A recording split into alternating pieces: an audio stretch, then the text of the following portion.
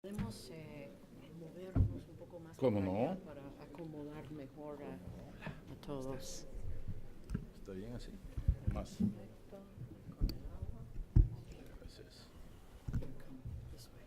Bien.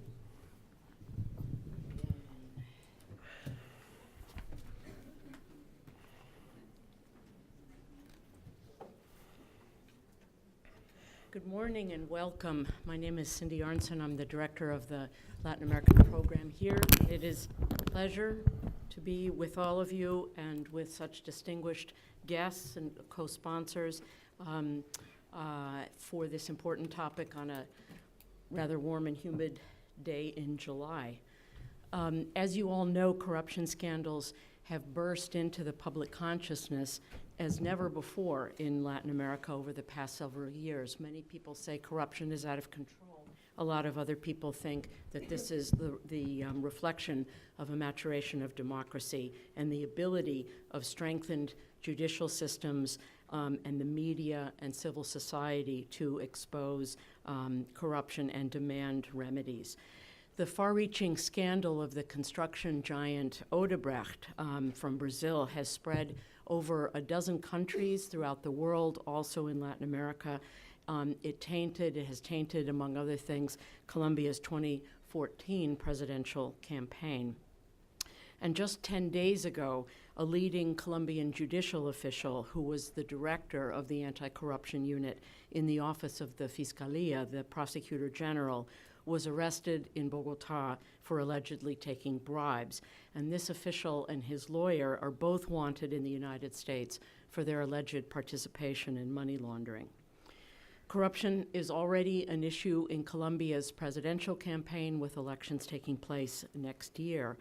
A recent poll by the Colombian public opinion firm Invamer has shown that corruption far outstrips interest in the peace process, with about a fifth of Colombians seeing corruption as the most important problem that the new president must solve. We have today two of the leading government officials in Colombia engaged in the fight against corruption. Fernando Carrillo, who is the Inspector General, the Procurador General, who's well known to many of us in Washington from his days at the IDB. You have bios outside, but I'll briefly mention that he previously has served as ambassador to Spain, as Minister of the Interior, was part of the movement that led to the drafting of the landmark 1991 Constitution in Colombia. He has been Minister of Justice, the representative for Brazil at the IDB, and also coordinated the transition between the administrations of President Uribe and President Santos. And he will speak in Spanish and will move out of the way for his PowerPoint. We're also delighted to welcome Edgardo Maya Villazon, who is the Comptroller General of Colombia, the Contralor. He has held that post since from between 2001 and 2009. He was the Procurador, the Inspector General, and becoming the first one to be reelected. He has been a magistrate of the disciplinary chamber, has held a number of positions in the judiciary as a magistrate, worked in the Department of Cesar, and has taught labor law and collective law at two leading Colombian universities. He has studied not only at the Universidad Externado de Colombia, but also in Salamanca, Spain. So, and I also am pleased to welcome Michael Shifter, the president of the Inter-American Dialogue. Michael, thank you, and Ben Rattersdorf, who's somewhere around, for joining us in co-sponsoring. Natalie Alvarado, the director of citizen security in the division for the strengthening of the institutions of the state at the Inter-American Development Bank. We're delighted to have you with us this morning. I'd also like to thank Jacqueline Dolezal of our staff, and Adrian Dittman, and Catalina Casas of our staff for their help in putting this morning's event together. The speakers will be addressing us in Spanish. I think we announced that, so I hope it's not a surprise. We do not have translation. Fernando, the floor is yours.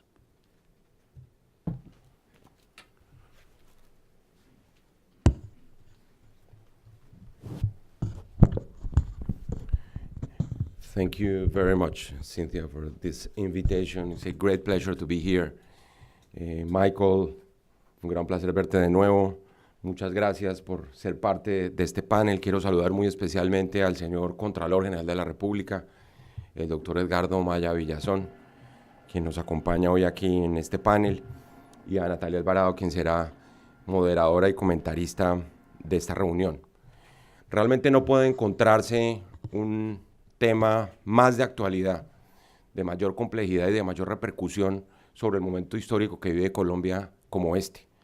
Les cuento, voy a cumplir 6 meses como Procurador General de la Nación, y mi estreno se produjo con la explosión del escándalo de Odebrecht, que fue precisamente unas semanas antes de tomar posesión como Procurador General. Y eso venía pues dentro de una cadena que ustedes bien conocen, que arrancó con los Panama Papers, que pasó con los papeles de la FIFA y de todo el escándalo alrededor de todo eso, y que ha marcado pues desde un ángulo bastante claro una dimensión internacional del problema. Bien se ha dicho, y uno de nuestros profesores que ha sido inspirador de muchos, entre ellos de Michael Shifter, el profesor Fernando Cepeda, dice que no hay corrupción sino crimen organizado transnacional. Y realmente lo que ha venido sucediendo en Colombia ha sido precisamente eso.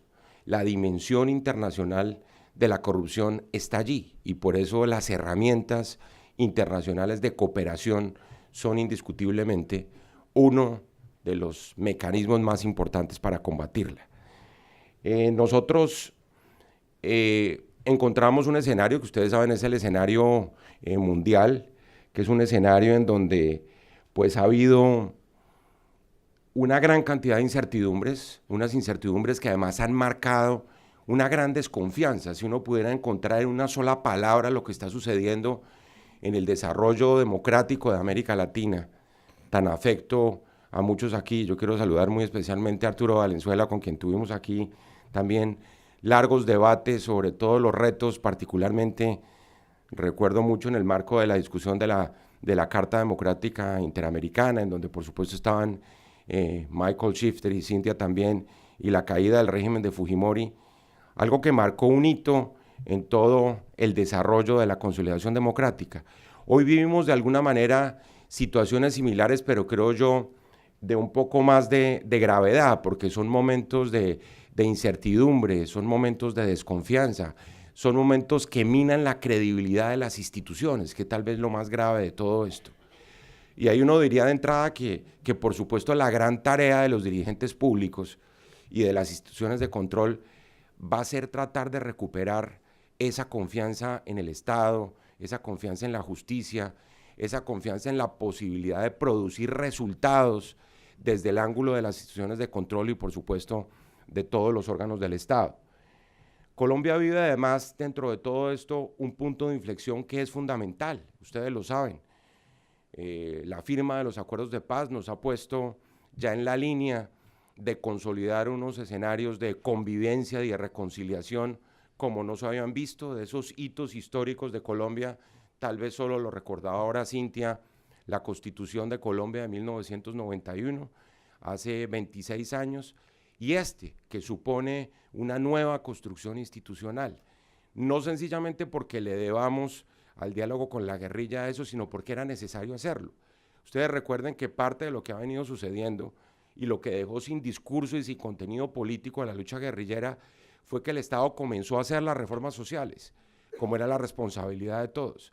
Y de alguna manera la institucionalidad le quitó las banderas en el caso de esos dos fenómenos, dos fallas geológicas, como muchas veces yo las he denominado, que golpean la democracia latinoamericana, que son por un lado la desigualdad y hoy en día la corrupción. Y se ha dado esa batalla contra la desigualdad a través de programas sociales, y de tal manera que los acuerdos han llevado no solo a un armisticio, a un cese al fuego que ha sido trascendental para el país. Decían las últimas cifras que en términos de muertos le ha ahorrado a Colombia más de 3.800 vidas que hubieran sido cegadas si no se hubiera dado ese proceso de paz y ese cese al fuego, lo que ya es una justificación desde el punto de vista ético trascendental para continuar con ese proceso. Y todo eso nos llevó, nosotros decíamos que de pronto el humo de la guerra no nos dejó ver la corrupción.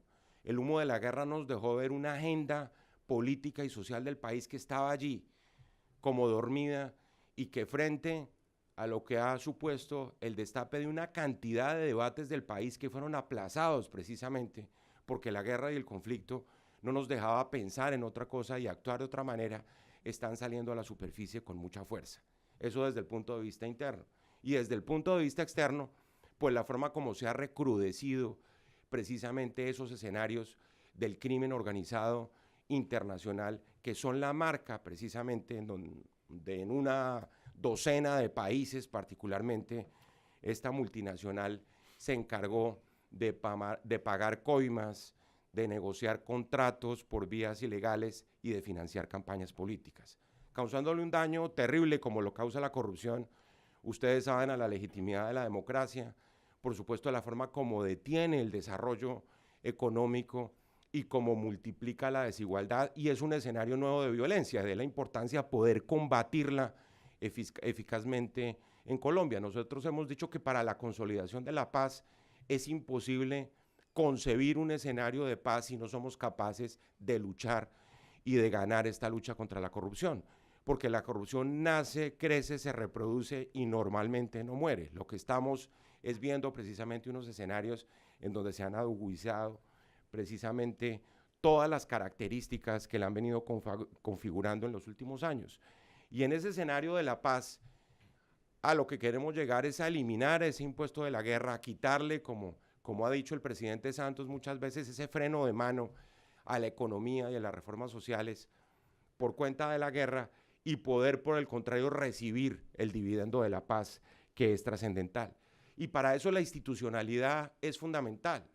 Y el mayor cáncer que golpea a la institucionalidad en este momento en Colombia es precisamente la corrupción, porque distorsiona los escenarios de la justicia, lo que Cintia acaba de mencionar, un hecho absolutamente deplorable.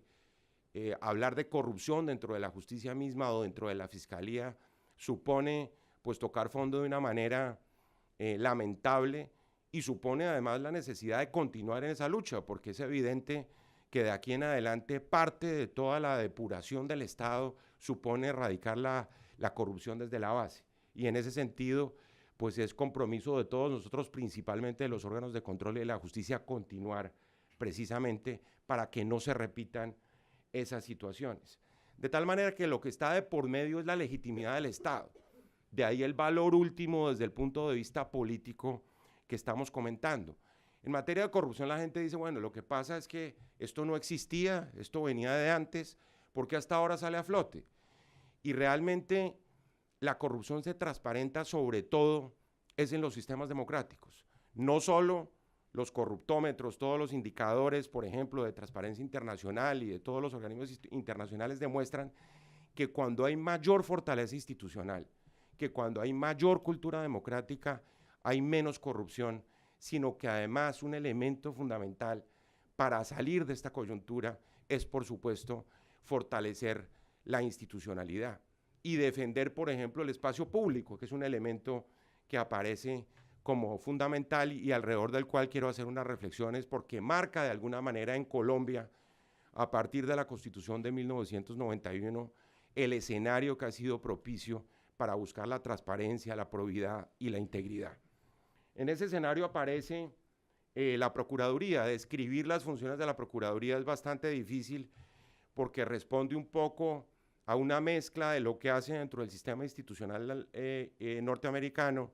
La oficina del Inspector General tiene funciones también del Attorney General, tiene funciones del Solicitor General, y en general es una institución tan sui generis y tan importante en Colombia que es la más antigua de las instituciones de control, tiene 187 años, es la cabeza de lo que se llama el Ministerio Público, y cuando habla de Ministerio Público supone la defensa del interés público en toda su extensión, en el sentido de que todas las políticas públicas, la defensa de todos los derechos de los ciudadanos es una de las tareas precisamente del procurador, en términos de vigilar el cumplimiento de la Constitución, de garantizar y proteger los derechos humanos, de vigilar a los servidores públicos, que es una función estrictamente disciplinaria, la que cumple en el caso de Estados Unidos el Inspector General, y que por supuesto frente a los acuerdos de paz, pues va a cumplir el rol de ser el veedor en el cumplimiento de esos acuerdos. Las funciones típicas son entonces una función disciplinaria, que es por la que normalmente se conoce a la institución, que es la capacidad sancionatoria y que lleva, por ejemplo, en el caso de los funcionarios públicos, a poder suspender a un funcionario público, destituirlo, inhabilitarlo, una función nada despreciable, que estamos defendiendo además porque es crítica en este momento en la lucha contra la corrupción. La función de prevención, que es trascendental, porque fíjense que dentro de los grandes balances hay una gran cantidad de diagnósticos en materia de corrupción. Es mucho lo que en materia legal y formal ha hecho América Latina.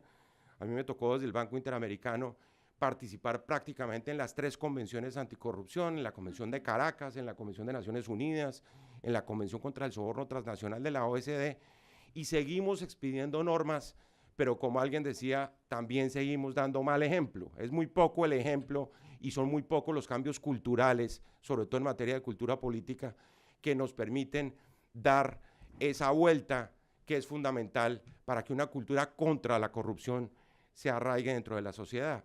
Y aquí es tan importante esta función preventiva porque normalmente se desconoce el papel que juega la Procuraduría en esa materia y que se materializa, por ejemplo, en los mecanismos de control y vigilancia que nosotros ejercemos en frente a determinadas políticas públicas o acciones del Estado, y que siempre supone una acción ex ante y no posterior, es decir, prevenir la muerte y no llegar a la autopsia, como se dice ordinariamente, con el propósito de fortalecer unos escenarios de efectividad en la protección de los derechos, de efectividad en las políticas públicas y, por supuesto, de una gestión pública moderna en donde es importante el control de legalidad, pero es también importante determinar si son efectivas las políticas públicas en diversos campos.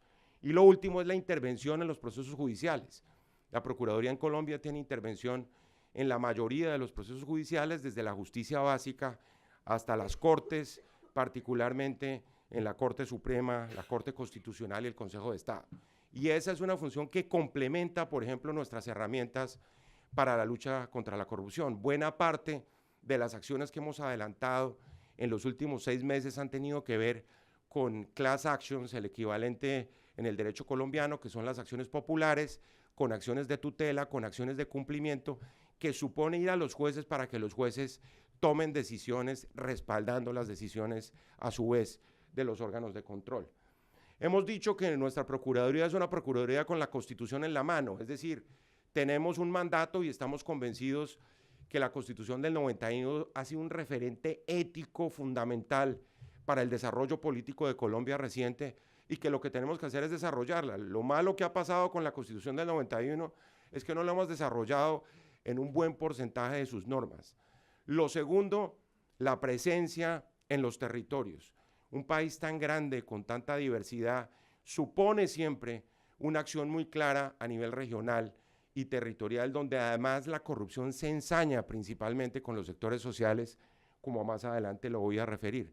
Y finalmente, como meta nuestra, como resultado de los 8 millones de víctimas que ha dejado el conflicto armado en estos 53 años, una responsabilidad absoluta con las víctimas y con los derechos de las víctimas, que ha sido precisamente la batalla que hemos dado en el marco de la Justicia Especial de Paz, donde se nos quiso negar en un primer momento la participación al Ministerio Público. Lo logramos finalmente, digamos que por una puerta pequeña, pero estamos convencidos que en el marco de la discusión que se está dando en la Corte Constitucional, como lo hicimos antes de ayer en una audiencia en Bogotá, vamos a poder regresar al esquema constitucional donde el Ministerio Público debe jugar un rol fundamental en la defensa de los derechos de las víctimas. Dentro de los objetivos estratégicos, por supuesto, ustedes pueden imaginarse que al ser una institución que no es gobierno, que eso es muy importante que ustedes lo tengan en cuenta, somos una rama, un órgano completamente autónomo de origen constitucional que tiene facultades que derivan de la Constitución, no dependemos del presidente de la República ni del gobierno, tenemos pues un gran desafío en relación sobre todo con los nuevos actores que se están en este momento configurando en Colombia alrededor de los nuevos liderazgos sociales, de la defensa de las minorías. Antes de ayer tuvimos la oportunidad de presentar una directiva de protección de la vida, la integridad de los defensores de derechos humanos, que lamentablemente muchos de ellos y muchos líderes sociales han venido siendo asesinados en los últimos meses en Colombia, y tenemos que parar precisamente esa tendencia, porque no podemos permitir que suceda lo que sucedió en los 80 con el Partido de la Unión Patriótica, que, como ustedes saben, prácticamente sufrió un exterminio que llevó a que esa opción política desapareciera. Y hemos creado algunas delegadas que son los brazos operacionales de la Procuraduría. Creamos una Procuraduría delegada de paz y de víctimas. Eso hay que recordárselo a la guerrilla, porque ayer algún jefe guerrillero dijo que yo me estaba oponiendo al proceso de paz, afirmación que es abiertamente falsa. Nadie más que esta Procuraduría ha estado acompañando el cumplimiento de los acuerdos, pero eso sí, cuando nos toca hacer respetar la Constitución, vamos a hacer respetar la Constitución.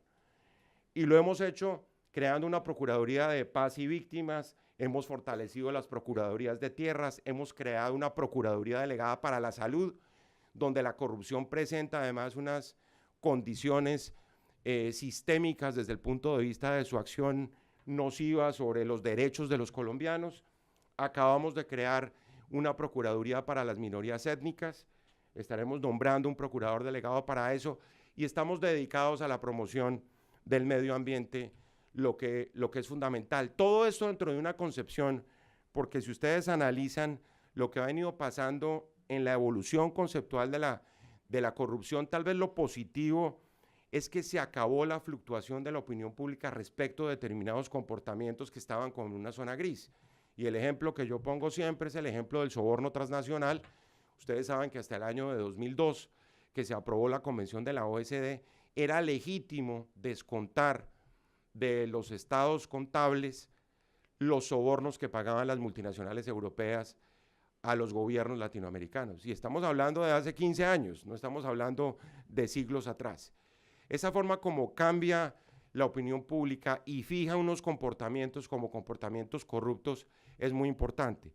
Pero simultáneamente hemos como corrido la cerca de la frontera moral frente a los temas de la corrupción, y ahí aparecen de nuevo una serie de conductas que nadie sabe si son prácticas comerciales atrevidas de alguien o si necesariamente son conductas delictivas. Y eso es un punto muy importante para considerar.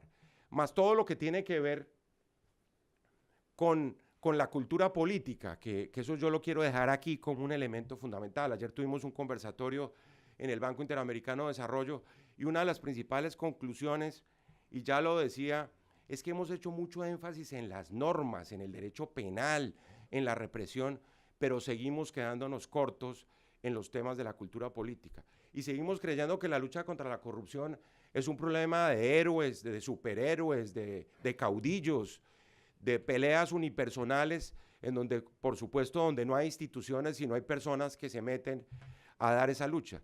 Y eso es completamente equivocado. Una democracia consolidada debe ser una lucha diaria de los ciudadanos, y esto no son peleas de superhéroes. Un ex primer ministro francés escribió un libro que hizo época en su momento, que se llamaba De la épica política a la ética ciudadana. Y es decir, tenemos que pasar de dar esas grandes batallas épicas en donde aparecen, como ya lo decía, semidioses y caudillos dentro de esa tradición muy latinoamericana que pasó del virrey al caudillo, al dictador y al presidente, y como que las comunidades fijan todo su futuro alrededor de lo que logre una persona, o dos o tres. En el caso nuestro, ustedes lo han visto, han dicho que somos 3 mosqueteros luchando contra la corrupción. Eso es absolutamente insuficiente para derrotar la corrupción. Nosotros hemos dicho con el Contralor y con el fiscal que por lo menos se necesitan 5 mosqueteros, en donde esté por un lado la justicia, que normalmente debe estar ahí apoyando nuestra labor. Por el otro lado debe estar la empresa privada, que ya me voy a referir a eso, y finalmente una alianza con la ciudadanía de empoderamiento de los ciudadanos contra la corrupción, que nosotros seguimos corroborándolo en cada una de las audiencias que tenemos en las capitales de Colombia, en donde es a través de la denuncia de los ciudadanos como hemos descubierto los grandes escándalos de corrupción a nivel regional. Y todo eso además ha supuesto ese esquema constitucional que se marcó en el 91. Nosotros pasamos de un Estado jerárquico, exclusionista, un Estado vertical, un Estado autoritario que estaba de alguna manera impregnado en la Constitución anterior, a un Estado que es un Estado participativo, horizontal, un Estado democrático, por supuesto, que tiene dentro de los derechos, que son el alma de la Constitución del 91, un mandato clarísimo de búsqueda de lo público. Y esto es fundamental, porque si uno piensa cuáles son los temas que realmente han marcado una diferencia, yo siempre lo digo, es sobre todo la consideración de lo público, el sentido de lo público. No hay que ir muy lejos. Aristóteles dijo que la corrupción era la incapacidad del sistema político para alcanzar el bien público, así de simple. Y toda esa confusión entre lo público y lo privado, que es la que normalmente tiene una persona cuando está lista a cometer un acto de corrupción, confusión que lleva precisamente a que lo cometa, hoy aparece delimitada por la necesidad de considerar que lo público hoy en día es lo que nos pertenece a todos, por perogrullesco que suene eso. Porque en el pasado lo que se pensaba es que lo público era una cosa que pertenecía a los burócratas del Estado, a los funcionarios, y que no tenía nada que ver con los particulares o con los ciudadanos. Hoy en día esa concepción está completamente revaluada. Incluso se ha llegado a hablar de lo público que no es el Estado, que yo creo que eso es fundamental para tenerlo en cuenta. Y hoy en día la defensa del interés público, la defensa del espacio público, la defensa de los recursos públicos es una tarea del sector público y del sector privado. Nosotros el 22 de junio logramos una declaración en un acto que tuvimos con el Contralor en Bogotá, una declaración por la transparencia y la integridad, que la redactamos y le pedimos a los presidentes de algunos gremios que la firmaran. Y llegaron todos los gremios económicos de Colombia a firmarla. Y lo que dice la declaración es algo muy simple. Dice algo así, mire, la fortaleza del Estado hoy en día, la fortaleza de lo público, para ir más lejos, y la fortaleza de la ciudadanía depende necesariamente de la fuerza ética que tenga el sector privado. O sea, el sector privado tiene una responsabilidad grandísima en la lucha contra la corrupción. Es más, conversando ayer con el presidente del Banco Interamericano de Desarrollo, decíamos, esa es tal vez la única puerta que no se ha intentado. Hemos acudido, repito, a todas las convenciones internacionales, a todas las normas legales, ahora yo les voy a mencionar algunas nos harán falta que tenemos que introducir, pero ese tema de involucrar al sector privado en la lucha contra la corrupción, en la defensa de lo público, en la búsqueda de la integridad y la probidad, es un tema fundamental. Las herramientas que las he mencionado, y aquí paso muy rápidamente, esto es lo que hemos descubierto que es útil. Pongo de primera la cooperación internacional. Nosotros en estos días precisamente hemos venido a ratificar la importancia de multiplicar los escenarios de cooperación internacional, de eficiencia en los intercambios de información y pruebas contra la corrupción. Es casi como que toda la lucha de los 90 que a nosotros nos tocó contra los carteles de la droga, hoy es contra los carteles de la corrupción. Y para eso necesitamos indiscutiblemente que fluya la información, y en eso hemos estado precisamente conversando con los oficiales federales y altas autoridades del Departamento de Estado y el Departamento de Justicia. Un ejemplo que yo pongo, y lo repito acá porque es público, es que lamentablemente, por ejemplo, en el caso de Odebrecht, hubo un compromiso para levantar la reserva de ese proceso el 1 de junio, y a última hora el Procurador General de Brasil resolvió decir que se mantuviera la reserva y le pidió al Tribunal Supremo de Justicia Federal de Brasil, limitando además la investigación de todos los países. Son una docena de países que estaban esperando que llegara esa información. Colombia ha avanzado muchísimo, las 3 instituciones de control en las líneas de investigación de Odebrecht, pero todavía hay piezas sueltas dentro del rompecabezas que necesitamos tenerlas para poder cerrar el círculo y decir que la investigación va integralmente en el camino que era contra los responsables, y no simplemente, como sucede, decapitar unos cuantos chivos expiatorios, decir que se acabó la investigación y pasar el capítulo para meterse en otra. Eso es lo que no podemos hacer en este momento, y por eso es tan importante la cooperación internacional. La ciudadanía, yo les decía, un actor fundamental. Si los ciudadanos están involucrados en la lucha contra la corrupción, vamos a perder la batalla. Eso implica la protección de denunciantes y quejosos, algo en que el sistema norteamericano ha avanzado bastante. Fondos de reparación y recompensa para las víctimas de la corrupción, por ejemplo, para los denunciantes y los quejosos de la corrupción. La focalización en lo territorial. Yo he dicho que la corrupción en las regiones y contra los sectores sociales es un triple pecado, porque es un pecado contra el Estado, es un pecado contra la sociedad y es un pecado contra los eslabones más débiles de la sociedad, que son precisamente los programas sociales donde están los más desfavorecidos. Y por último, las alianzas con el sector privado, que ya les decía, estoy seguro que esa es la puerta que tenemos que recorrer de aquí en adelante. Esa es la puerta para reconfigurar las relaciones entre el Estado y el sector privado, para defender lo público, para tener además un modelo ético de liderazgo, que es lo que le hace falta a la región latinoamericana, porque en últimas es esto. Y voy a terminar simplemente haciendo una reflexión sobre lo que representa el ejercicio de la política en este momento, por retórico que suene y por utópico que parezca, porque hemos adelantado todas estas acciones y Colombia tiene un historial de haberse levantado contra el crimen organizado muchas veces en nuestra historia. O sea, nosotros podemos decir en este momento que estamos agobiados por la corrupción, pero también podemos decir que en los momentos críticos de nuestra historia las instituciones se levantaron y tuvimos una fiscalía en el año 95 que denunció los vínculos del narcotráfico con la sociedad colombiana y pudimos doblegar los carteles de la droga, y una Corte Suprema que procesó a los jefes de los carteles de la droga por la vía de la institucionalidad colombiana, siempre respetando la regla democrática, que es un elemento que es fundamental. Colombia ha tenido las plagas enteras del crimen organizado y nunca hemos desestimado la institucionalidad democrática, que es precisamente lo que yo les estaba contando ahora. Si estamos en un proceso de paz y vamos a poner en marcha unas herramientas, respetemos la Constitución. Aquí no se trata de llevarse la Constitución por delante, y esa es una garantía que estamos ofreciendo en este momento, que nos la va a agradecer la guerrilla más adelante, porque es que estos asuntos se resuelven en el mediano y en el largo plazo, cuando uno cree que por la vía de los atajos puede tomar decisiones en favor de la paz, desconociendo la ley y la Constitución colombiana. Y todo esto, pues, supone el fortalecimiento de la cooperación judicial, lo que se llama aquí el soft law. Aquí funciona mucho más esos acuerdos de cooperación que los grandes tratados internacionales versallescos que se daban de la cooperación y el tránsito de pruebas de un país a otro, y tenemos que seguir en esa dirección de mayor fluidez y de mayor intercambio de información. Y por último, pues mirar qué nos hace falta dentro de todas las convenciones. Yo he dicho, y esto no entra en contradicción con lo que he venido afirmando, que sí necesitamos dos armas fundamentales en Colombia que no están todavía en la legislación colombiana. Primero, la consagración como delito del financiamiento ilegal de las campañas. Eso en este momento es una falta administrativa, eso hay que consagrarlo dentro del Código Penal colombiano.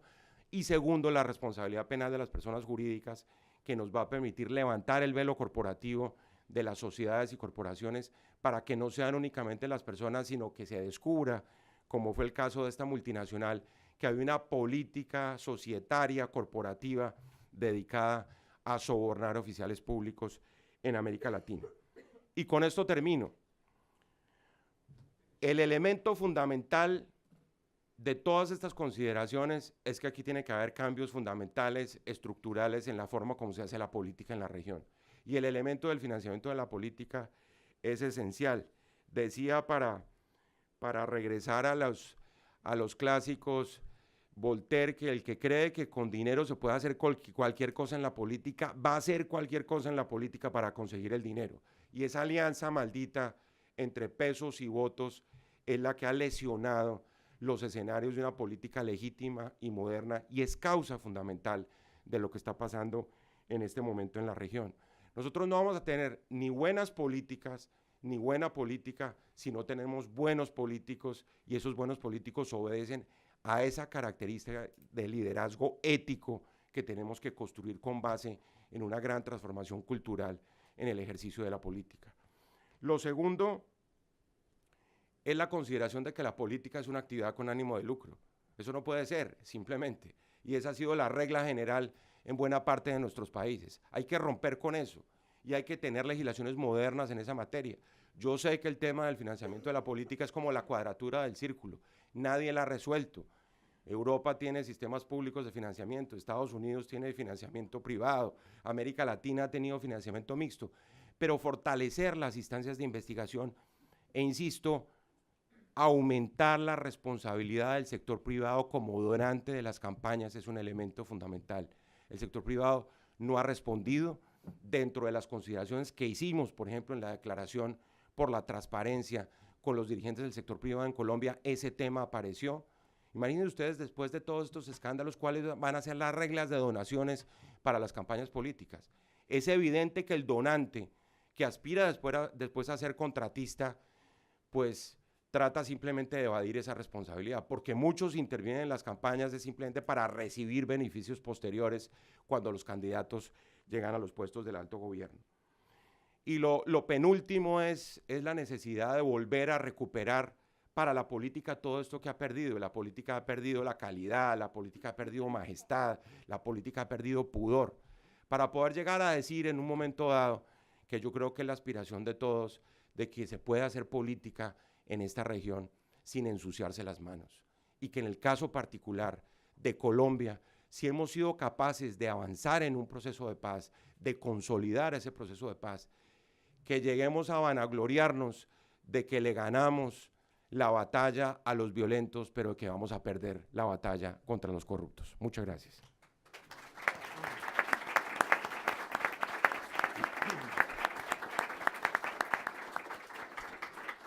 Fernando, muchísimas gracias por la elocuencia y la pasión. Ahora pasamos la palabra al Contralor. Gracias.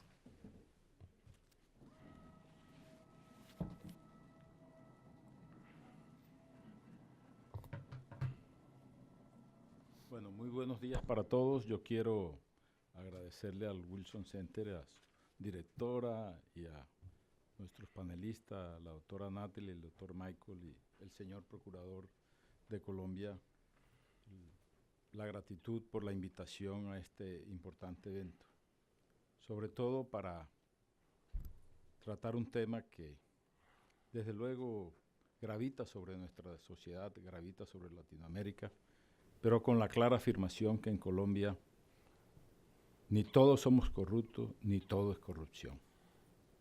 Este es un tema no de ahora. Ayer en otro evento referí el decreto del libertador Simón Bolívar el 12 de enero de 1824, decretando la pena de muerte para los corruptos como causantes de toda nuestra tragedia, y además la extendía a los jueces que no aplicaran la pena de muerte a los corruptos. Ya vamos casi para 200 años de ese periplo del tema de la corrupción. Pero hay que analizar esto, como lo ha dicho el señor Procurador, desde varios puntos de vista. Yo tengo una experiencia de 8 años como magistrado del Consejo Superior de la Judicatura, en donde se juzga la conducta de todos los jueces de la República de Colombia, con excepción de los magistrados de las altas cortes. 8 años como Procurador General de la Nación, en donde se juzga la conducta de todos los servidores públicos, del vicepresidente de la República hacia abajo.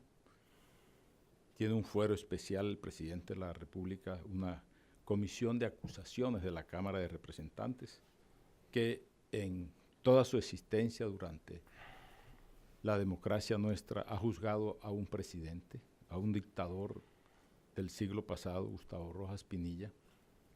Tiene la facultad, como lo ha explicado el señor Procurador, para juzgar la conducta de todos el Poder Legislativo en su integridad, desde el Senado de la República hasta los consejos municipales.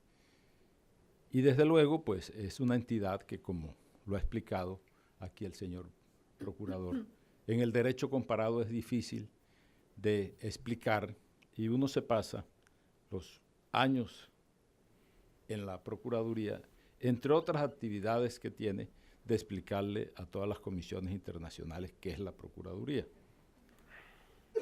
Pero ya arriba a sus 187, 188 años, y ha desempeñado un papel bien importante en Colombia en estos temas del buen manejo de los recursos públicos y del buen manejo del Estado. Pero no ha sido eso suficiente, y hemos tenido la característica de un Estado en formación.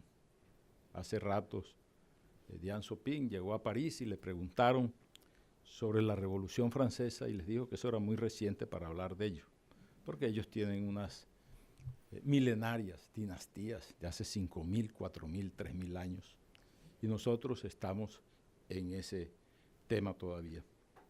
La Contraloría General de la República, a la que he llegado, para completar ya un largo periplo en el servicio del Estado, en donde he salido de todos los cargos con las manos vacías, pero limpias, y la conciencia tranquila de haber cumplido. Yo transito en mi vida con la frente en alto. En Colombia soy un hombre lleno de enemigos y de muy pocos amigos, porque de estos cargos lo que quedan son enemigos. Y uno lucha contra un sector que se empodera del Estado a través de los distintos mecanismos, que es una inmensa minoría, pero que es necesario combatirla. Los corruptos no son la mayoría, y la preocupación de la sociedad colombiana, particularmente en las encuestas, es que necesitan en primer lugar empleo, porque es un país subdesarrollado, cambiemos el término en vía de desarrollo, cambiemos el término por el que quieran actualizarlo, pero que la gente necesita trabajar y necesita comer, si no se muere de hambre. Nosotros tenemos unos índices de pobreza muy altos, a pesar de que hay una clase media que está surgiendo y que el 50% del país, pero tenemos una pobreza absoluta muy grande. Entonces, se preocupa la gente por eso, y se preocupa por un segundo factor, que es su salud. El tema de la salud se vuelve una tragedia en la sociedad colombiana. El tema asistencial es un derecho fundamental que está inherente al derecho a la vida de los ciudadanos, y allí encuentra uno la desesperanza, y desde luego la gente tiene en tercer lugar la corrupción. No piensen que es lo primero en Colombia, están equivocados, puedo demostrárselo y probárselo aquí. Es la tercera preocupación de los colombianos, porque primero está el hambre, la educación, la vivienda, y después la salud, y después, sí, el tema de la corrupción, que no deja que todo eso llegue, que haya vivienda, que haya trabajo, que haya salud, porque también es un factor que incide sobre eso. En esto de la corrupción ha habido un INRI sobre el sector público, y esa es la mentira más grande que se ha propagado a lo largo y ancho de Latinoamérica. En la experiencia que yo tengo, que voy a cumplir 20 años en este sector y en otras actividades profesionales, solo hay una conducta del servidor público en que actúa unilateralmente, solitariamente, cuando se apropia de algo. Cuando produce el hurto o produce el robo con la violencia. Después de esa conducta, en todas las conductas, necesita del concurso del sector privado. Uno tiene que proponer y otro disponer. No hay ninguna otra actividad en el Estado en ese tema que no tenga la injerencia del sector privado. Entonces, este combate, esta lucha, nunca se puede plantear que sea aisladamente el sector público, los servidores públicos, los corruptos. No, el sector privado tiene una inmensa responsabilidad en este tema. Y estos trabajos de la lucha contra la corrupción, que es lo que se plantea y que es lo que interesa más que describirla, no nos pasemos describiendo la enfermedad, busquemos la medicina para combatir esa enfermedad, porque vamos para 200 años en ese propósito de descripción y de debates y de foros sobre la corrupción. Sí, está bien el diagnóstico, están bien los factores, pero están bien también cómo luchamos contra eso.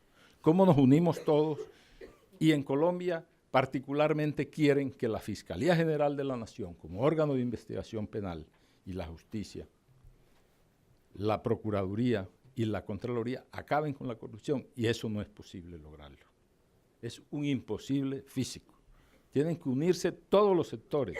Es un tema ciudadano, es un tema de participación ciudadana, es un tema de control social, es un tema de sanción social, y no de normas.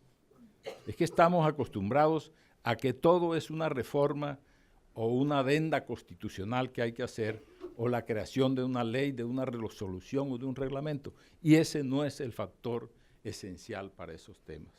Por eso la Contraloría, que se dedica, y que ya arriba a sus 95 años, cuando llegó una misión norteamericana, Kemmerer, a decirnos qué es lo que tenemos que hacer, cómo debemos hacer, y sobre todo cuando nos recomiendan humillantemente que tratemos lo máximo posible de parecernos a nosotros. No, sigamos pareciéndonos a nosotros. Yo vivo orgulloso de lo que somos los colombianos y de lo que, de nuestro origen, de nuestra existencia y de nuestro proceso como nación. No me ofendo, ni me dejo ofender tampoco por ese tema, porque hemos hecho muchas cosas buenas. Se ha creado una nación, hay gente muy correcta, hay gente muy honesta en Colombia. Hay unos inmensos sacrificios. Aquí están unos miembros de la fuerza pública que en esta guerra de los 53 años han prestado la vida de muchos de sus miembros. Miles y miles de miembros. Yo veía en la televisión el jefe de la policía de California horrorizándose de que sus 15 años como jefe de la policía habían matado 8 policías en las calles de California. Me dio risa. Allá matan un policía, mataban en estos últimos 53 años, cada 36 horas en las calles de Colombia.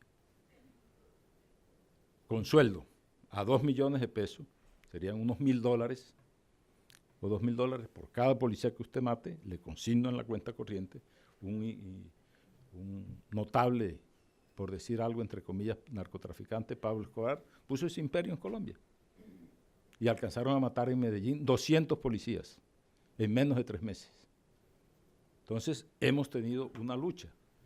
Pero hemos superado todo eso, hemos superado el periodo de la violencia. Comenzamos el siglo pasado con la Guerra de los 1000 días, cuando eso tenía 4 millones de habitantes y hubo 100,000 muertos. Después, cuando teníamos 10 millones de habitantes, a mediados del siglo vino la violencia política, fueron 500,000 muertos. Y ahora, 53 años después, tenemos 280,000 muertos, 8 millones de víctimas y, sobre todo, una inmensa cantidad de miembros de las Fuerzas Armadas lisiados. Pero vale la pena la paz. Vale la pena la paz que hemos logrado en Colombia, porque en un hospital militar central llegaban 3.200 heridos al año. Llegaron a tener. Hoy, este año, han llegado 3. Vale la pena la paz. Pero hay un tema que todavía vale la pena, mucho más, que es lo que está circulando en Colombia y la frase notable que están haciendo hoy, que el silencio de los fusiles de la FARC deja oír por fin el estruendo de la corrupción en Colombia, y solo por eso vale la pena haber hecho la paz, si fuera así. Además de las vidas, una sola vida que se salve, vale la pena haber hecho la paz. Esa evolución, pues desde luego, se crea la Contraloría, que es un órgano de control fiscal, que tiene la vigilancia de todos los servidores públicos y miembros del sector privado que manejen recursos y bienes que pertenezcan al Estado. Todo el que toque un recurso del Estado colombiano lo podemos vigilar. Pero aún en eso estamos mal. ¿Por qué? Porque hay 63 contralorías en Colombia, aparte de esta que yo presido. Hay 32 contralorías en los departamentos y 30 contralorías en las capitales. Hay 63 contralorías en Colombia, y eso en un país serio no es posible. A pesar de que nosotros tenemos la inmensa mayoría, el 89% de las inversiones públicas para controlarlas de los presupuestos, pero éramos un Estado muy pobre, ahora somos menos pobres. En el periodo hasta 1965, el gasto público en Colombia era del 6.93% del Producto Interno Bruto. Ya en 1985 era del 11.49% del Producto Interno Bruto. Hoy es el 23% del Producto Interno Bruto. Hay más recursos, hay más posibilidades de hacer obras, pero hay más posibilidades de robarse los recursos públicos, de apropiarse de los recursos públicos, porque hay más plata, hay más dinero. A pesar de que tenemos una crisis del petróleo, pues era un factor determinante en Colombia los ingresos del 1.000.000 de barriles de petróleo que producía el país. Tuvimos un periodo en el siglo pasado del monocultivo del café, dependiendo del café. Ahora dependemos fundamentalmente, y hay una crisis fiscal en Colombia. Hoy hay una crisis fiscal de recursos públicos en Colombia, por el descenso y la caída de los precios del petróleo. Eso es innegable. No tenemos los suficientes recursos. Yo, por ponerle un tema, teníamos 5.000 millones de pesos en esta entidad, digamos unos 2 millones de dólares para capacitar los 4.300 funcionarios que tenemos en todo el país. Este año tenemos 1.000 millones de pesos. Entonces, se desciende prácticamente a $300.000, a $400.000 la inversión.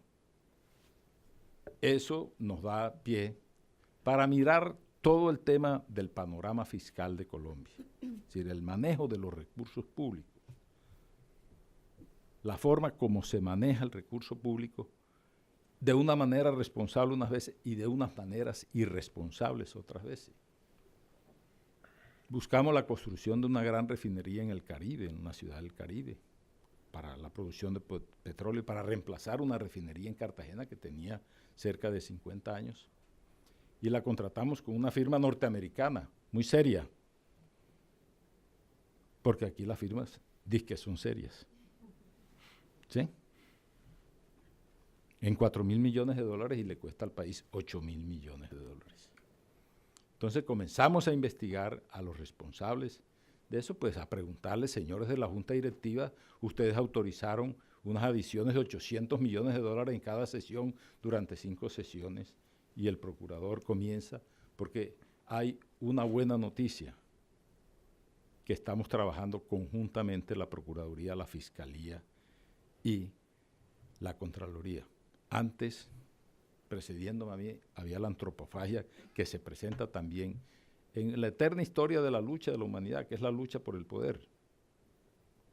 El fiscal enemigo del procurador, el procurador enemigo del fiscal y el fiscal enemigo de la contralora y la contralora enemiga del fiscal. Hoy los astros están alineados. Se alinearon los astros y estamos trabajando conjuntamente en temas emblemáticos, porque hay unos temas grandes de la refinería de Cartagena, hay una concesión de energía de 7 departamentos de la costa en donde está prácticamente el 25% de la población, que son los 7 departamentos del Caribe. De uno de ellos soy oriundo yo, de Valledupar, la tierra de la música vallenata. Y además, allí no somos capaces de manejar el servicio público. Entonces concesionamos el servicio público. Y vienen unos españoles a manejar el servicio público y resulta que son peores que los colombianos manejando el servicio público. A mí eso no me extraña, porque es que yo creo que el origen nuestro no está en el tema indígena, sino en el tema de la conquista y de la invasión de los españoles. Entonces, eso de Odebrecht que ustedes ven, pues tampoco sorprende. La campeona de la corrupción en Latinoamérica era una empresa alemana que todavía existe y es muy rica y muy grande, la Siemens. Y en Europa había descuentos tributarios por los sobornos que se pagaban. Declaraban en sus informes de las rentas los sobornos que pagaban en Latinoamérica y recibían descuentos tributarios. Eso no es inmoral, eso no es corrupción. Esos son los países civilizados, los países desarrollados que hacen eso. Miramos otro tema en nuestro país, que es el tema de la salud. El tema de la salud, estamos trabajando conjuntamente los 3 órganos, porque uno investiga disciplinariamente al servidor público, yo investigo fiscalmente, el fiscal general de la Nación investiga penalmente. Entonces hay una cohesión y buscamos cercar, porque allá pues la inversión en salud es de 50 billones de pesos. Son aproximadamente 20.000 millones de dólares que se manejan en salud todos los años, en un país de 50 millones de habitantes con pocos recursos. Y estamos en el ciclo de 5 hospitales, los más emblemáticos de Colombia, que son hospitales universitarios, en donde se forman los estudiantes de las facultades de medicina, que el Estado, que son públicos, el Estado le invierte los dineros cuando están en crisis, se los roban, vuelven y los invierte, vuelven y se los roban, y así sucesivamente, y estamos develando eso. Y un tema que es un tema quizás de humanidad, que es el tema de la alimentación de los niños escolares, del programa de alimentación escolar. El Estado colombiano le da el desayuno y el almuerzo a 8 millones de niños que hay en Colombia. Los transporta a sus centros de estudio, les suministra los uniformes. Hemos progresado, se hacen cosas, hay cosas muy importantes. Y esos niños se educan en un centro educativo, que es otro factor importante para luchar contra la corrupción. No solamente la educación es el factor determinante para romper la igualdad, sino para muchas cosas más. Perdón, la desigualdad, sino para muchas cosas más. Entonces, esos niños reciben una ración alimenticia de un pedazo de fruta, un mango, una tajada de mango, arroz o un pan, cualquier otra cuestión, y desde luego, por poner un elemento muy común para ustedes, una Coca-Cola. Ese es el desayuno, ese es el almuerzo. Entonces, el valor nutritivo de esos niños, piensa uno que se están levantando y vienen los escándalos públicos en unos colegios en donde toda la sociedad se está dando cuenta que los contratistas son personas que están abusando y en una actividad, un acto de corrupción, están abusando de ese tema de los niños. Ahí se están educando los niños, ahí se están formando.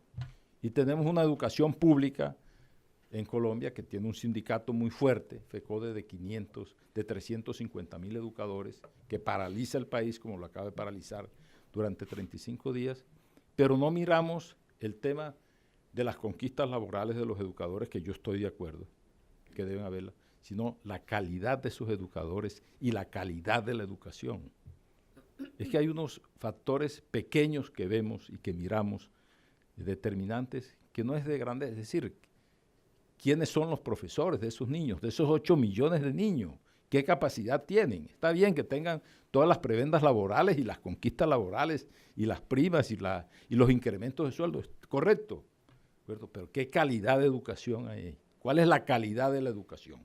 ¿Cuál es la calidad de esos profesores que están transmitiéndole el conocimiento a los niños en Colombia? Son cosas pequeñas que hay que hacerlas y hay que hacerlas ver bien. Entonces, este es un tema integral, poder judicial, poder ejecutivo, poder legislativo. Nosotros, los órganos de control, que como lo ha dicho el procurador, somos totalmente autónomos e independientes. No tenemos jefe, porque allá el que tiene jefe tiene dueño, que es un tema muy común del sur del Río Grande hasta la Patagonia. Cuando estoy hablando de esto, escojan país de Centroamérica, escojan país de Suramérica, que es igual el tema. El tema no varía, puede tener cualquier variante. De pronto Chile en el tema de salud, de educación, está en los primeros lugares, pero estamos más o menos nivelados por la misma falencia. El tema de los esfuerzos que vienen para mantener la paz. En los 20 años los estudios dicen que son 208 billones de pesos. El gobierno dice que son 180 billones de pesos. Son 60,000 millones de dólares que se van a invertir en los próximos 20 años en desarrollo social. Eso hay que controlarlo. Y en eso tenemos la creación de una unidad especial en la Contraloría para vigilar esos dineros, para vigilar esos recursos públicos, además de lo que estamos haciendo, que haya hallazgos. Entonces, sobre esto se levanta, la Contraloría impone la inhabilidad en un proceso disciplinario. Y nosotros, a quien le ha hecho daño al Estado, que tiene una responsabilidad fiscal cuantificada, lo ponemos en una lista, en un boletín de responsables fiscales que le impide también acceder a los cargos públicos. Entonces tenemos una reforma constitucional de que las sanciones que imponga la Contraloría y la Procuraduría tienen que ir a un proceso contencioso administrativo a un grado jurisdiccional de consulta para que sean eficaces. Hay una demanda en el contencioso, dura 12 años para salir. Entonces, no queda sancionado. Y además de eso, hay una demanda constitucional que acabamos de contestar, en donde pues, hay un ciudadano muy importante, una persona muy reconocida como jurista, que demanda que para ser servidor público hay que anular, que eso no es válido, de que haya la inclusión de quien ha sido servidor público por un daño que le ha ocasionado al Estado de la cuantía que quieran, de la cuantía que sea, que eso es inconstitucional, atenta contra la libertad. Entonces, no va a haber ni sanción jurídica ni sanción social. La próxima reforma será, pues, tumbar las inhabilidades en las condenas penales. Entonces, son unas cosas que hay que combatir y para eso estamos. Esa es la lucha contra la corrupción que libramos, pero contra las andanadas contra la corrupción, porque toda esta unión que hay, antes la crítica era porque los órganos de control y de investigación penal estaban peleando. Ahora que estamos unidos es que estamos atentando contra la honra de los buenos ciudadanos. Esos señores que nosotros procesamos son calificados como buenos ciudadanos, ejemplares ciudadanos. Entonces, la sanción social, ¿en dónde queda? Y el tema, ya para finalizar, dos aspectos, la represión. Tenemos que ser más preventivos, hacer una función preventiva, evitar el hecho, porque llegamos como notarios o como inspectores de policía o como jueces a levantar el cadáver y hacer una descripción qué fue lo que pasó y todos los dineros que se robaron. Y en la medida en que evoluciona la democracia, en el tema de los partidos políticos hay elección popular de alcaldes, hay elección popular de gobernadores, entonces esas campañas valen toda la plata del mundo, tanto pues que los señores de Odebrecht en las campañas presidenciales de 12 países de Latinoamérica se dedicaron a financiarlos, porque el partido más fuerte que hay desde el sur de Río Grande hasta la Patagonia son los 2.000 o 1.500 partidos que han creado, no, el partido de los contratistas, porque ellos van a invertir dineros para recuperar esos dineros. Entonces, ese es el tema de lo que hacemos, de lo que trabajamos, el panorama que describimos, pero vuelvo a reiterarles, como dije a mi comienzo, ni todos somos corruptos, ni todo es corrupción en Colombia. Muchas gracias.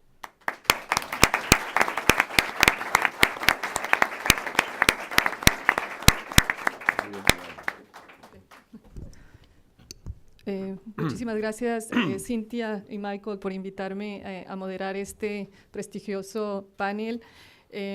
Tanto el señor procurador como el señor contralor son amigos y socios del Banco Interamericano. Tenemos varias operaciones en las cuales hemos trabajado ya por muchos años, centrado en lo que ellos han destacado en estas exposiciones, y es la institucionalidad. Yo creo que ahí está la piedra angular de lo que es realmente construir instituciones, y no solamente instituciones de control, sino instituciones del Estado para los ciudadanos. Creo que eso es un mensaje que nos ha quedado bastante marcado. Otras cosas que me gustaría simplemente destacar antes de pasar la palabra a la audiencia es instituciones modernas que van más allá de solamente hacer una función de control, sino una función también preventiva, más cercana al ciudadano. Unas instituciones en las cuales encuentra nuevos modelos de acercarse a la sociedad, hablando de lo que mencionaba justamente el procurador de la vinculación del sector público, del sector privado a lo público. Creo que son elementos en los cuales hacen instituciones que van más allá de simplemente en su función de control, que muchas veces, como mencionaban, no es solamente cómo se atiende la enfermedad, sino cómo se previene esa enfermedad. Y por último, la construcción de la confianza, que creo que eso es lo que ha hecho que en América Latina la falta en la confianza en las instituciones nos hace perder la credibilidad en la democracia. ¿Cómo vamos a proceder entonces para las preguntas? Yo aquí con mi compañero Michael, entonces tenemos prácticamente alrededor de 20 minutos, haríamos una primera ronda de preguntas, les pido por favor que se presenten, que sean breves en la pregunta, y luego pasaríamos a una ronda de respuestas. Entonces tomaría las primeras preguntas, por favor. ¿Hay un micrófono, Cindy? Sí, hay micrófonos. Esperen, por favor.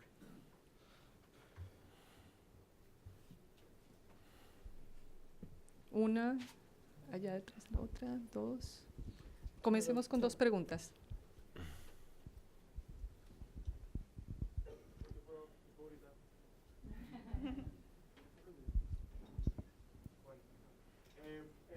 Buenos días, soy Juan Felipe Celia del Atlantic Council. Muchas gracias por estar aquí y por compartir con nosotros. Mi Mi pregunta tiene que ver con el tema de la corrupción local. Una cosa que vemos con las procuradurías y las contralorías departamentales y municipales es que sus procesos de elección están muy politizados porque las asambleas departamentales y los consejos de las ciudades. Yo sé que usted, Contralor, ha hablado de la falta de necesidad de tener 63 contralorías, pero ¿qué medidas creen que tomarán ustedes para solucionar ese problema de la corrupción local y la politización de estos cargos? Gracias. Bueno, ya. Pasemos a la segunda pregunta y contestamos. Buenos días, muchas gracias por sus ponencias. Yo soy Michael Bossart, Departamento de Estado jubilado. Una pregunta, ¿qué potencial de corrupción en Colombia representan los activos ocultados, escondidos de las FARC? ¿Y ustedes tienen una estimación del valor de estos activos? Muy bien. Señor Contralor. Bueno, dos temas. En primer lugar, la pregunta pertinente a las Contralorías es que yo he abierto el combate y la lucha de que haya una sola Contraloría General de la República. Esa va a ser una lucha larga porque esas Contralorías departamentales y municipales están capturadas por los alcaldes y los gobernadores a nivel local y los dirigentes políticos, senadores y representantes de cada uno de los departamentos. Ese es un fortín político. Yo en mi propósito, cuando llego a las regiones, pues me reciben con ruidos de ollas, pitos, amotinamiento de los funcionarios que no quieren que eso se acabe, pero son 3.200 funcionarios en los 32 departamentos. Nosotros tenemos, un solo ejemplo, 150 ingenieros civiles para evaluación de obras y tenemos 4.300 funcionarios. Tenemos 12 contralorías de los antiguos territorios nacionales en donde no tienen más de 20 funcionarios. ¿Qué control pueden hacer? Ningún control. Entonces, hay que crear una sola Contraloría porque la Contraloría General de la República tiene una característica, que está totalmente profesionalizada. Tiene el 96% de esos 4.000 funcionarios en carrera y solo 180 funcionarios son de libre nombramiento y remoción. Sobre el tema de la FARC, pues hay en el Acuerdo de La Habana, que se va a cumplir en el 1 de agosto, en que la Fiscalía General de la Nación hace un inventario, que lo está haciendo, porque venía con una investigación pues, de inteligencia hace años de los bienes y de los activos de la FARC. Y ha habido pues también un acuerdo de Colombia, el actual presidente, yo fui testigo como procurador, como ministro de Defensa, pues tuvo unas alianzas internacionales con organismos de investigación, una especie de cacería de fortunas internacionales que eran unos, en ese momento, hoy se puede decir, eran unos israelíes que hacían esa caza de fortunas, porque hay unos bancos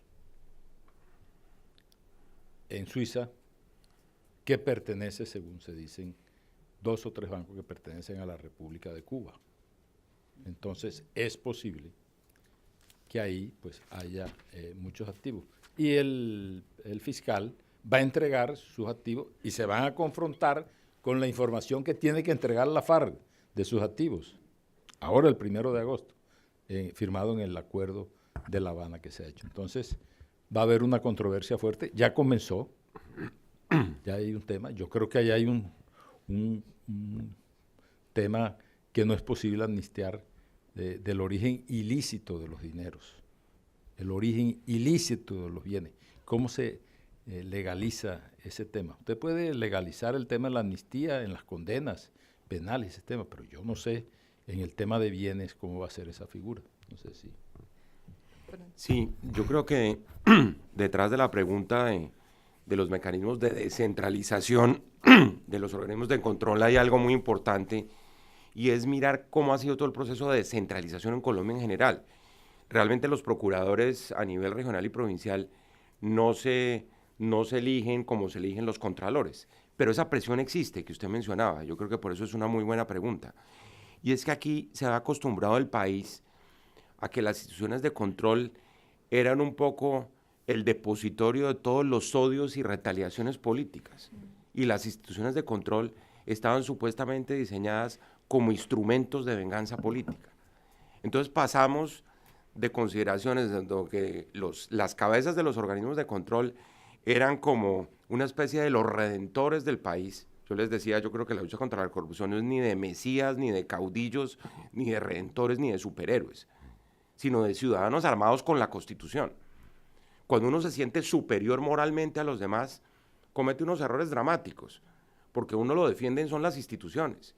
Nosotros hemos dicho, por ejemplo, parte de mi campaña para ser procurador es que se necesitaba más procuraduría que procurador, porque es el discurso institucional que está detrás de todo esto. Es la fortaleza de las instituciones del Estado de Derecho y la democracia lo que tiene que imponerse. No es la pelea aislada de un superhéroe en acción. Y en el caso de las instituciones de control a nivel local, se tenía esa consideración, ¿no? Y consideración que eran mecanismos de retaliación política o de complicidad con los correligionarios o los amigos en materia política. Con eso estamos acabando. Y estamos acabando y toca desde la base, en lo provincial, en lo regional, porque de otro modo, si no acabamos, vamos a seguir deteriorando el proceso de la descentralización en Colombia. Yo creo que el peor enemigo que tiene la descentralización en Colombia en este momento es la corrupción. Muchos dicen que lo único que se ha descentralizado en Colombia es la corrupción. No es tan lejos de que pueda tener algo de cierto esa afirmación. Luego hay que replantear ese proceso de descentralización, porque hicimos descentralización política, a medias hicimos la administrativa y hemos ido y vuelto de la descentralización fiscal. Pero la creación de nuevo de capacidades institucionales locales para la gestión pública en este momento de posconflicto va a ser crucial. Entonces ese tema de la descentralización es clave. Y comparto totalmente la respuesta con el Contralor y tal vez le añado un segundo elemento al tema del 1 de agosto.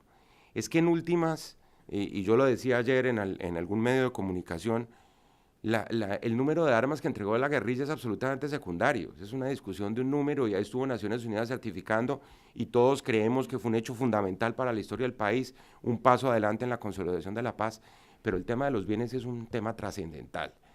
Porque el tema de los bienes y el tema de los inventarios y de la verdad en la entrega de los bienes es lo que va a determinar que este proceso gane legitimidad dentro del pueblo colombiano, que no la tiene en este momento, ustedes lo saben.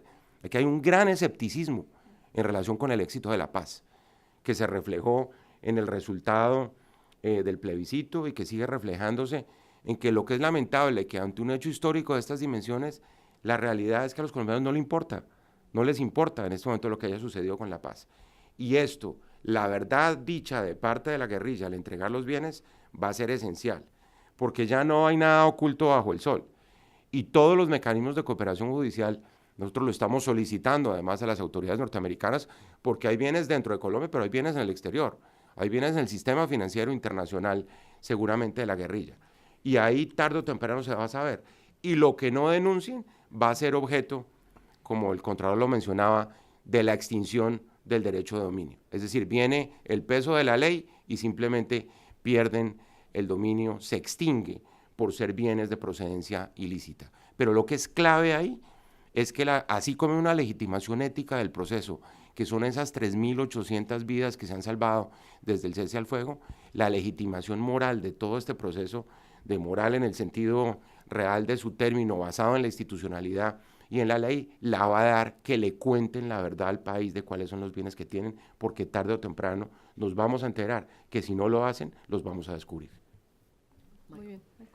Bueno, buenos días. Muchas gracias, Cindy. Es un gran gusto y placer para el diálogo organizar esto, Natalie. Un gran gusto y señor Contralor, señor Procurador, buen amigo Fernando Carrillo. Muchas gracias por exposiciones excelentes. Me permite una breve reflexión sobre que me alegro mucho que Fernando Carrillo, que conozco más de 25 años, está trabajando sobre estos temas porque ha dedicado su vida profesional a estos temas y es el hombre clave en un momento crítico. Entonces fue muy grato escuchar su expresión porque ha acumulado mucho conocimiento, experiencia y creo que eso es muy, muy importante. Tenemos como 8 minutos, 10 minutos para otras preguntas. Yo quiero hacer una y después pido 1 o 2 más para terminar la sesión, si le parece. Uno es sobre el tema de de Odebrecht, que ustedes han mencionado, Cindy mencionó al principio, que creo que ha afectado a toda la región, no solamente Colombia, pero muchos 12 países. Y me interesa su reflexión sobre hasta qué punto esto podría generar o está generando ya mayor integración y cooperación entre los poderes judiciales en la región, que antes que no pasaba, que no hubo mucha comunicación, coordinación, y si esto está generando esto. Y segundo, usted, Fernando, mencionó que esperaba noticias de Brasil el 1 de junio, no resultó. ¿Qué expectativa tiene ahora? ¿Esto viene?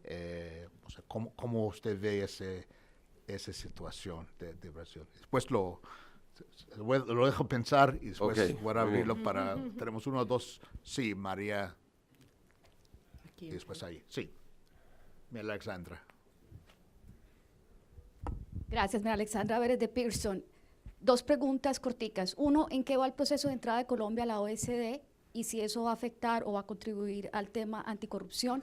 Y 2, si el mecanismo que se propuso, el High Level Reporting Mechanism, mecanismo de alto nivel de reporte, está en efecto o no, porque eso tiene que ver con el compromiso del sector privado en temas anticorrupción. Gracias.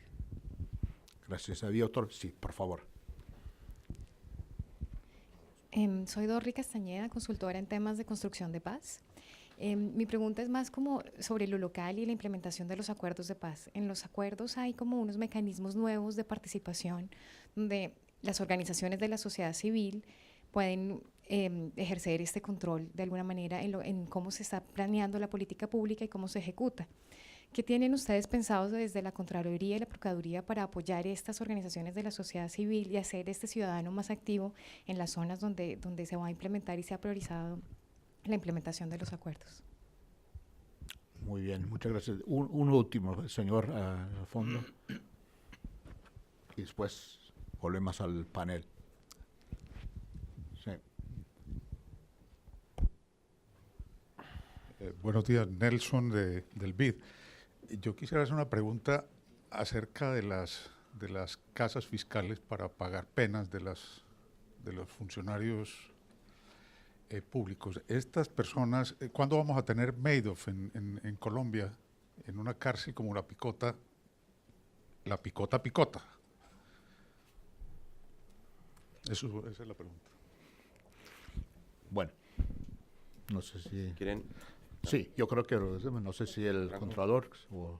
Sí, varias cosas. Michael, una pregunta importantísima porque yo creo que es el momento de renovar además todos los escenarios de la cooperación judicial. Yo les cuento, a mí me tocó llegar aquí prematuramente como ministro de Justicia en plena lucha contra el cartel de Medellín y cuando uno hablaba de cooperación judicial eso se le reían en la cara, pues más o menos. Particularmente no tanto en este país, esa es la verdad, porque yo creo que la cooperación judicial entre Estados Unidos y Colombia ha marchado impecable y ejemplarmente desde siempre, eso hay que reconocerlo, sobre todo en la lucha contra los carteles de la droga y contra el crimen organizado. En el caso de España, yo les contaba ayer, por ejemplo, cuando yo fui y le pedí la primera vez las pruebas al juez Baltasar Garzón sobre una conexión del cartel de Medellín con el cartel de Galicia, pues me dijo, ¿y nosotros cómo le vamos a entregar las pruebas a un sistema judicial tan endeble como el colombiano? Y ahí ya me tocó acudir a los medios de comunicación, dije abiertamente que España no estaba colaborando con la justicia colombiana y recibí las pruebas a las 48 horas. Y eso es parte de todo el aprendizaje, ¿no? Porque hoy en día, además, el fiscal general decía recientemente, hoy en día el mecanismo de cooperación judicial es esto. Entonces uno tiene en el chat a todos los procuradores de la región y le pregunta, bueno, ¿y la prueba tal? ¿Qué es lo que dice o cuándo me la va a mandar? Y eso funciona. Por eso yo les decía que esto es más de soft law que de grandes tratados internacionales.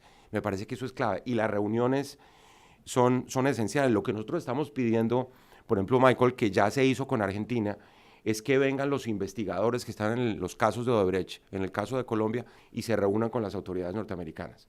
Si Brasil definitivamente no da su brazo a torcer, lo que a nosotros nos parece lamentable, porque ayer comentábamos lo que ha pasado, es que han sido los ejecutivos brasileños que están sometidos a lo que se llama el principio de oportunidad de la delación con beneficio, los que están determinando, mire, juzgue allá en Colombia a ese señor que fue viceministro y juzgue al otro en el Perú, ¿y dónde queda la verdad completa? ¿Dónde queda armado el rompecabezas de quiénes fueron los protagonistas y no los chivos expiatorios que están señalando los ejecutivos de Odebrecht?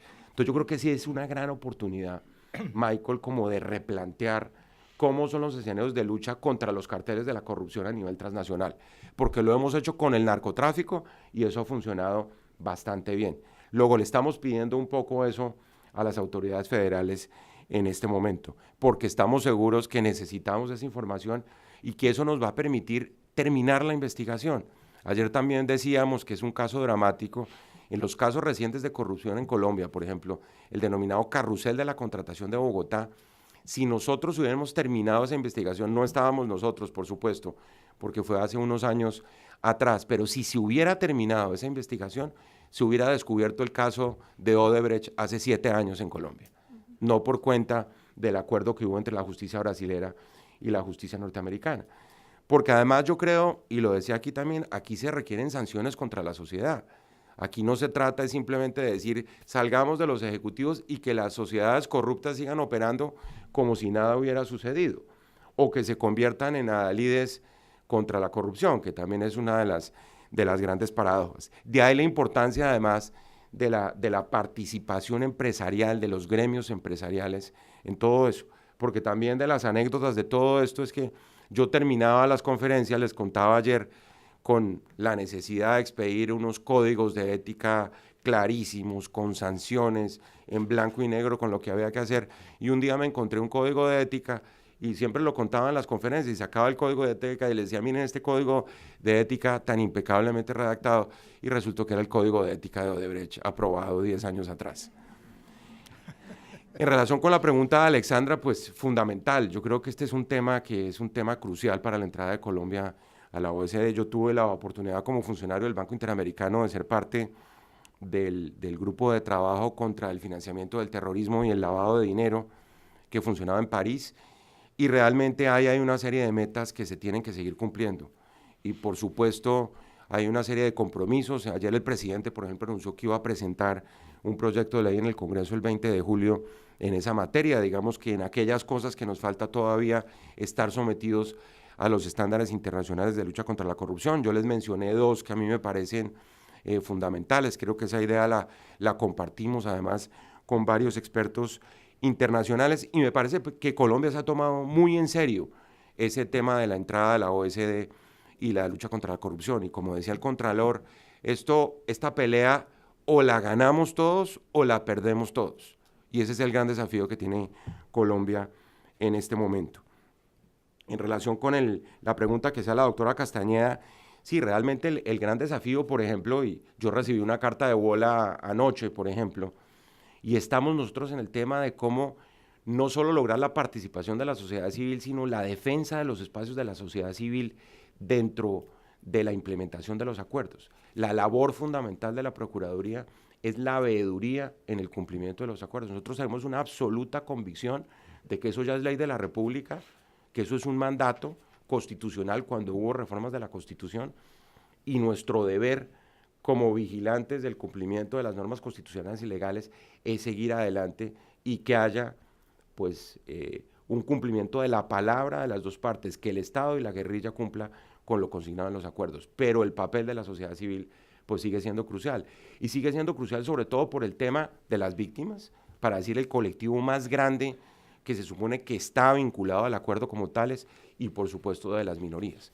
Decíamos antes de ayer en Freedom House, por ejemplo, que todo ese tema de la incorporación del capítulo étnico de los acuerdos es algo que hay que cumplir, y el tema de los campesinos, y el tema de las etnias, y el tema de los afros, las minorías sexuales, todos los que de alguna manera han sido protagonistas del nuevo país que se está gestando como consecuencia del cumplimiento de los acuerdos, pues representa para la Procuraduría un desafío grandísimo. Ese es el sentido, por ejemplo, del proyecto que vamos a tener con el Banco Interamericano, que hemos denominado de Procuraduría Ciudadana, una Procuraduría además que tiene acceso directo a la ciudadanía por los canales institucionales de diálogo con la ciudadanía, no simplemente estar en una torre de marfil marginado con una serie de opiniones que tienen que ver muchas veces con cuestiones de carácter subjetivo, sino que hacen parte de un diálogo abierto en donde la Constitución es la regla de juego fundamental para el diálogo con los ciudadanos. Bueno, yo quiero, sobre el primer tema de Odebrecht, que hice yo referencia en mi intervención muy clara, A mí me parece que hay que tomar una determinación contra los corruptos. A los corruptos hay que erradicarlos. Y el mal ejemplo lo ha puesto Estados Unidos en la Florida, con el contrato de Odebrecht. Les puso la multa de 2.300 millones de dólares, la pagaron y ahí están con sus contratos, que cuando ustedes lleguen al aeropuerto de Miami ven los avisos de Odebrecht. Aquí estamos en la sede del dueño del mundo, entonces pues imagínense ustedes que no son dueños del mundo, no tienen autoridad para retirarnos del mercado. Yo he pedido en Colombia que a Odebrecht se le cancelen todos los contratos que hay en Colombia y que se vaya de Colombia. El mal ejemplo cunde, ¿no? Entonces, pues, ese es un tema. Y es el tema de la aldea global, la globalización del delito, pues.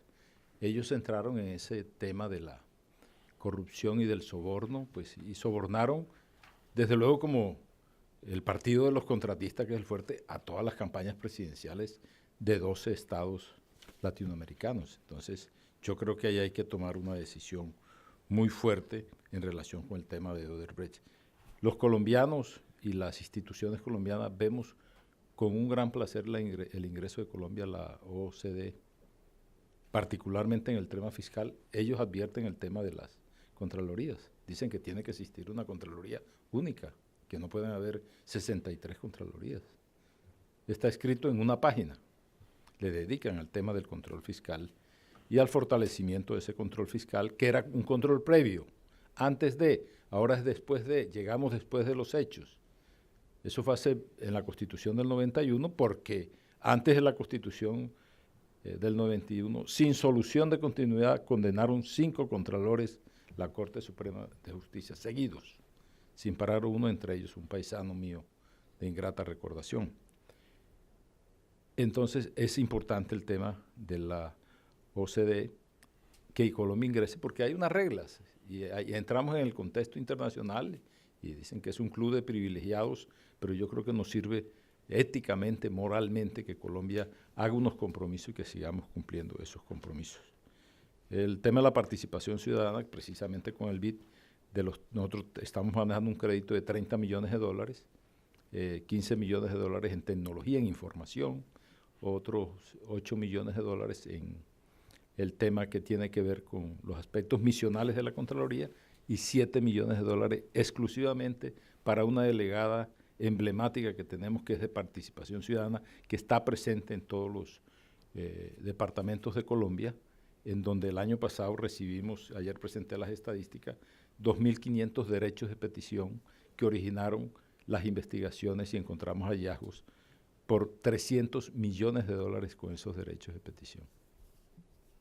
Entonces, funciona la participación ciudadana. Yo soy un fanático de la participación ciudadana. Yo les digo, después que me reciben, cuando voy a los departamentos con los pitos y las ollas, los empleados de la Contraloría, entonces cuando me reúno con los miembros de las ONG, les digo, levántense así como estos, con pitos y ollas, contra los bandidos que no quieren concluir las obras y que no se están robando la plata de ustedes. Levántense también, hagan lo mismo que hacen estos funcionarios de la Contraloría contra mí. Entonces, es muy importante eso. Y el tema de las casas fiscales sí es la concepción que debe haber un único centro de confinamiento de los presos. Los privilegios, esos han creado problemas. Esos privilegios han creado problemas.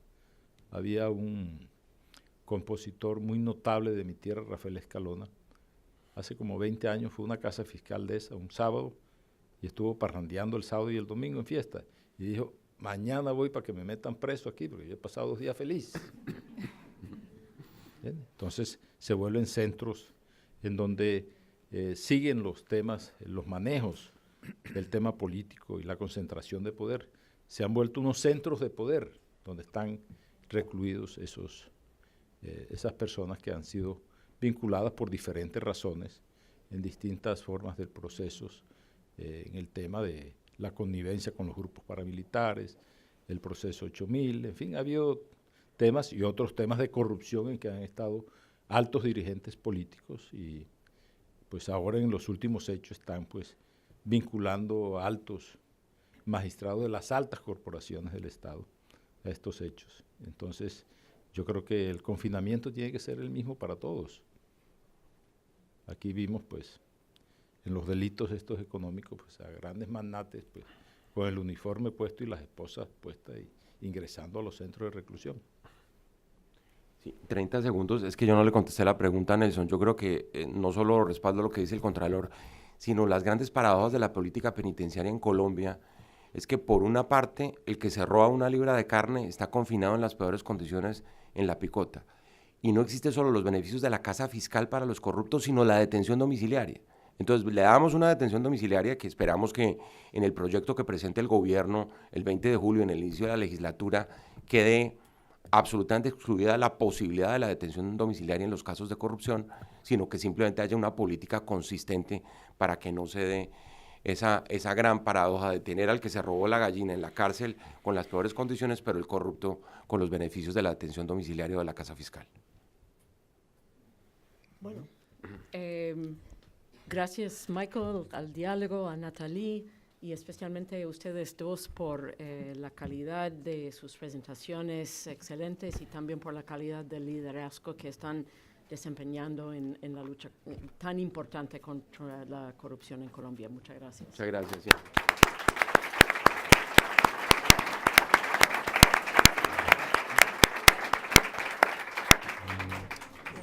Mil gracias. Encantado. Igualmente, le voy a dar la tarjeta por si acaso. Gracias. Bueno, Fernando. Más largo, no te busco.